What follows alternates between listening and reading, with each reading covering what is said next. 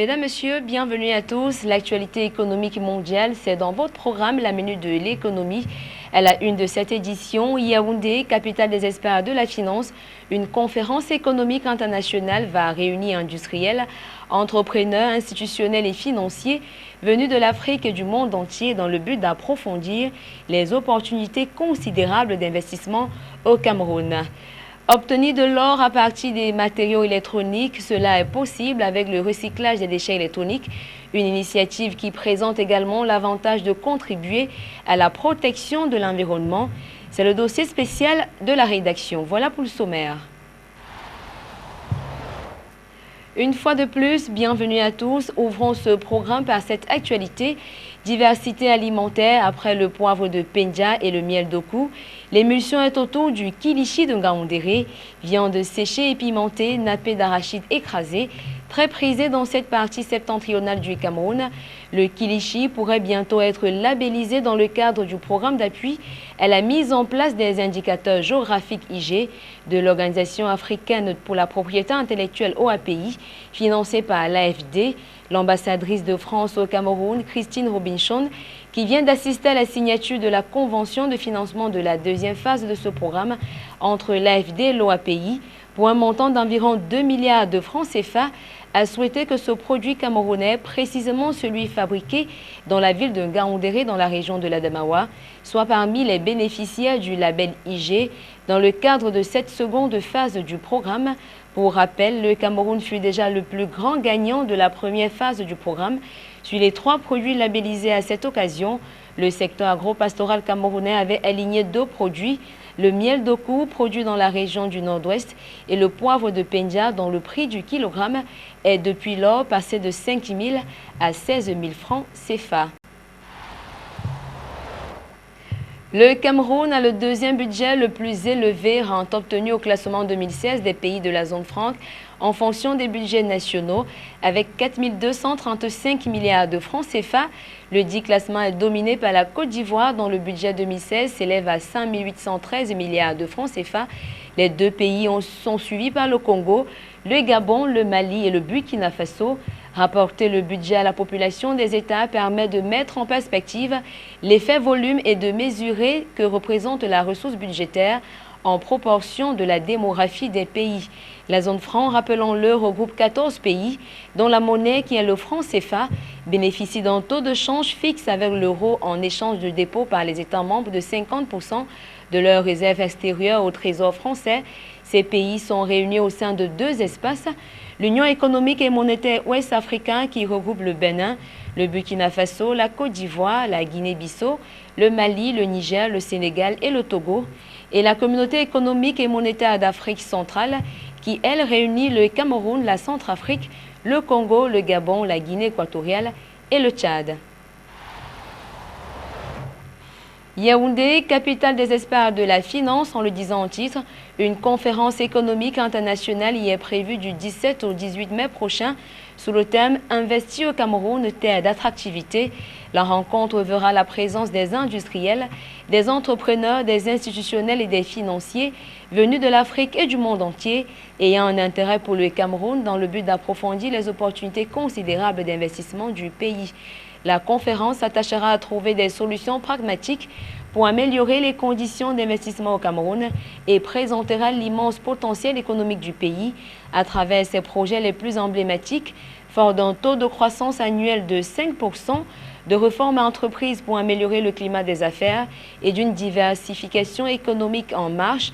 Le Cameroun a en effet lancé différents projets structurants dans les secteurs clés que sont l'agro-industrie, les infrastructures de transport, l'énergie, l'immobilier et l'aménagement urbain, les industries extractives et les nouvelles technologies. Une diversité des secteurs qui témoigne de l'ampleur des opportunités de collaboration étroite avec un gouvernement déterminé à accompagner le développement économique dans tous ces domaines. Cette conférence économique s'inscrit plus largement dans la vision 2035, feuille de route à suivre pour que le gouvernement génère une croissance économique durable et atteigne l'émergence. La Banque mondiale revoit ses prévisions de croissance pour l'Afrique en 2016, initialement fixé à 4% à cause de la chute des cours mondiaux de matières premières. Il a été revu à la baisse, précisément à 3%. C'est du moins ce qui ressort du rapport consacré à l'analyse des perspectives économiques du continent noir qu'a publié la dite institution le 11 avril dernier. Du fait de la conjoncture internationale qui restera moins favorable que par le passé, les économistes de la Banque mondiale appellent les pays africains à diversifier et surtout stabiliser leur économie, marquée depuis 2015 par un ralentissement de la croissance du PIB. La dégradation des termes et des échanges commerciaux, estimée à 16%, est le facteur principal en cause du ralentissement de la croissance en Afrique. Les problèmes internes au pays, à l'instar des pénuries d'électricité, des sécheresses prolongées et de l'insécurité, expliquent également cette situation. Pour tenter d'y remédier, il faudra améliorer le climat des affaires dans la plupart des pays, réduire les coûts des échanges transfrontaliers, rendre les secteurs financiers plus inclusifs et réformer le secteur de l'énergie pour garantir des services abordables, fiables et durables. Le rapport de l'Africa Pulse prévoit que la croissance moyenne de la région ne dépassera pas 3,3% en 2016 au lieu des 4% estimés en janvier. Elle devra atteindre en moyenne 4,5% en 2017 et 2018, un pourcentage inférieur aux 4,7% souhaités pour l'année 2017 et 2018.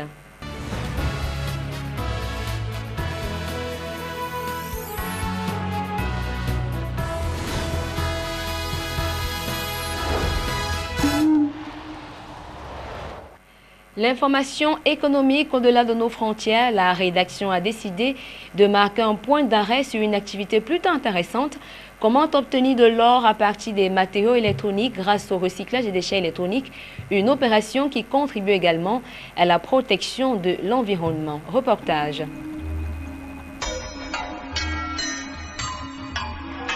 À Anvers, des ingénieurs ont trouvé le moyen de transformer certains déchets en or. Et la formule est à prendre au pied de la lettre. La société Umicore récupère chaque année des milliers de tonnes d'ordinateurs et de téléphones portables hors d'usage, venus du monde entier, pour en extraire toutes sortes de métaux. Du cuivre, de l'argent, du palladium et surtout de l'or.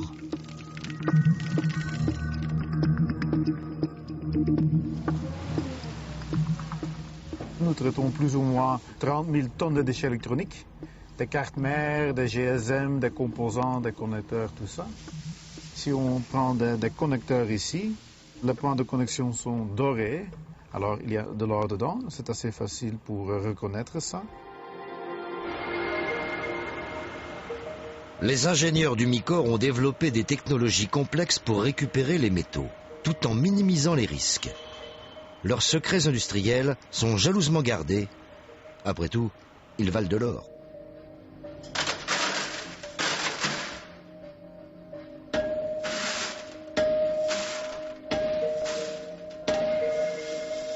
Adjugé.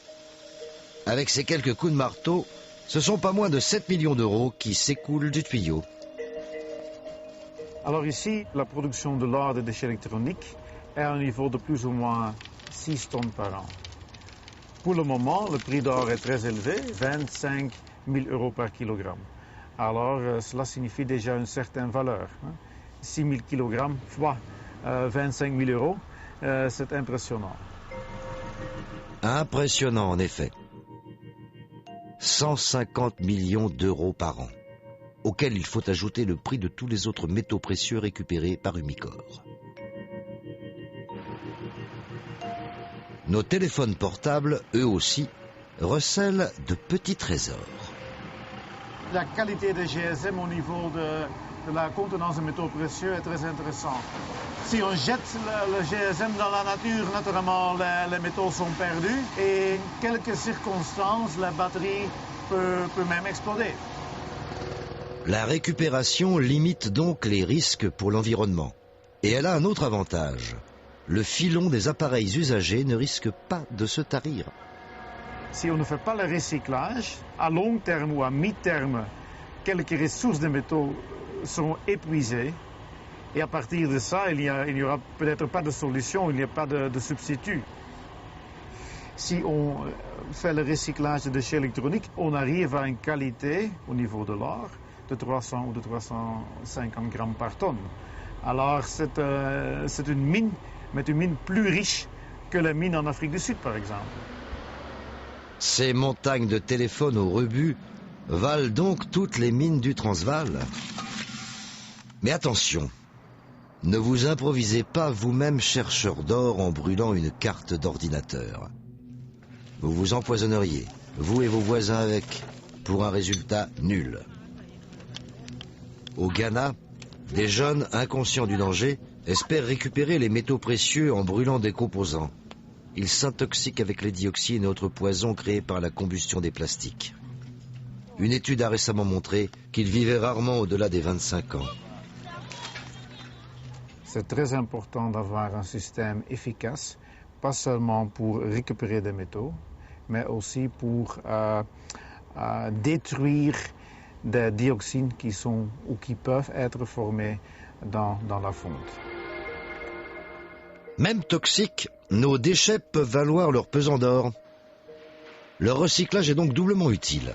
Il permet d'éviter des pollutions dangereuses et d'économiser des matières premières qui se font de plus en plus rares. À présent, le chiffre du jour, il est de 3%. Ce chiffre représente les prévisions de croissance en Afrique en 2016, selon la Banque mondiale. Voilà, mesdames, messieurs, c'est ici que prend fin cette autre édition de la Minute de l'économie. À retenir, Yaoundé, capitale des experts de la finance, une conférence économique internationale va réunir industriels, entrepreneurs, institutionnels et financiers venus de l'Afrique et du monde entier dans le but d'approfondir les opportunités considérables d'investissement au Cameroun.